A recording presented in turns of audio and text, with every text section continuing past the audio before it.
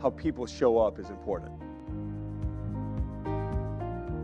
How people show up when when it's not winning a championship. A lot of people showed up for that. That was great. But here I am a few months later, not signed to play anywhere.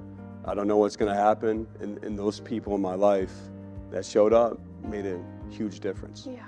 Those small moments are the glue that bring us together as human beings. We've become so good at putting masks on and making it seem like everything is okay. And so a lot of times it seems like we're the only ones struggling, but it turns out others are too. But I have that, once in a lifetime opportunity. I should do everything I can to make as much of an impact as I can, as much contribution as I can. And with that argument, I ended up neglecting a lot of my relationships. She said to me, Vivek, you know what your problem is?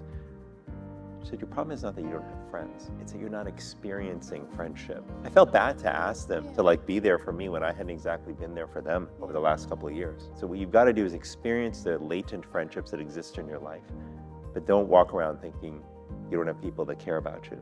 Service turns out to be one of the most powerful antidotes to loneliness. We think that it's the grand gestures that create connection, but it turns out that it's in the small acts of kindness that we actually forge deep bonds. And not only do we feel connection when we serve other people, but we remind ourselves of something that we can easily forget when we struggle with loneliness, which is that we have worth, that we have value to bring to the world.